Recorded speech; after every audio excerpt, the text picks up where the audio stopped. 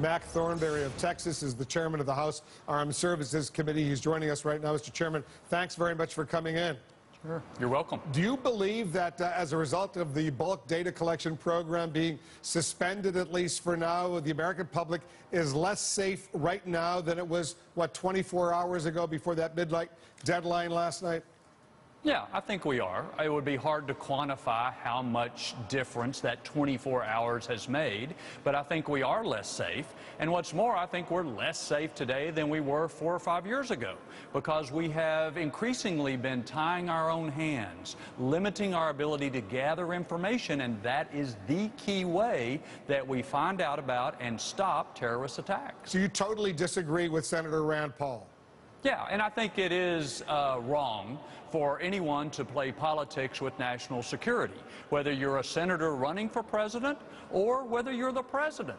And I'm reminded that President Obama threatened to veto a defense bill that came out of our committee 60-2 because he wanted to use that as leverage to increase spending on EPA, IRS, and other domestic issues.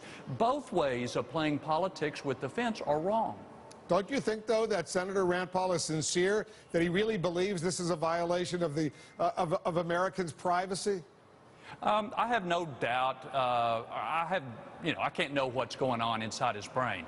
I think it is disturbing, as I read press reports today, that there were fundraising appeals going on at the same time that he was making these speeches on the Senate floor. So regardless of motivations, the result is that I think we have lost a critical capability now. Hopefully we'll get it back in the next day or two, but we're somewhat less safe today than we were. Let's talk about what's going on in Qatar right now, because as you know, that year-long detention of those 5 Taliban prisoners who the U.S. released from the Guantanamo Bay in Cuba, the prison there, in exchange for Sergeant Bo Bergdahl's release, that is now over. Apparently, there's been a temporary extension keeping these 5 Taliban guys in Qatar, at least for now. What's the latest? What are you hearing? Because I know you're very concerned about the possibility they could go back to Afghanistan or Pakistan and resume their war against the United States. Yeah, I am very concerned, and the only thing that I know is what I read in the newspapers. Remember, this is the case where the administration violated 2 laws to release these guys by not informing Congress to begin with.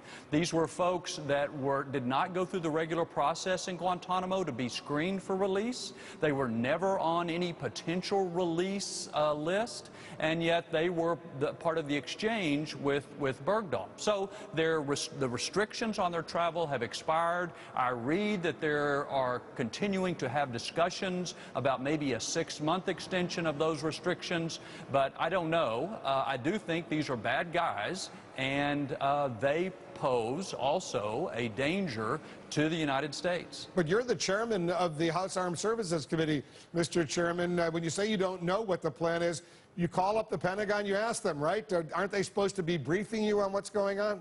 Yeah, and we have asked the question, and we don't know the answer. Part of the problem here, of course, is it's not just the Pentagon calling the shots, it's the White House. And remember, this is the issue that we have had to put some provisions in our defense bill to require the Pentagon to give us the documents that we've asked for, or else they don't get all the money that they've asked for.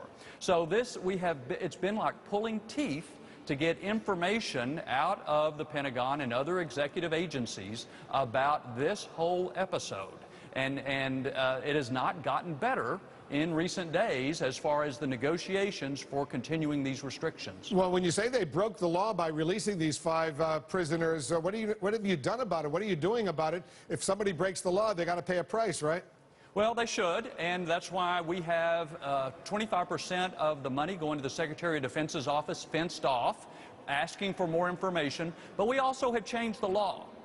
We have toughened up the law, making it more difficult for this administration to release folks because of what they've done. So we have reacted, and it would be a much better path for everyone if the administration would engage and discuss this with us rather than requiring us to force the information out of them. Mr. Chairman, I want you to stand by because there are several questions I have about what's going on in Iraq right now, including this war against ISIS. Much more with the chairman of the House Armed Services Committee, Thornberry, right after this.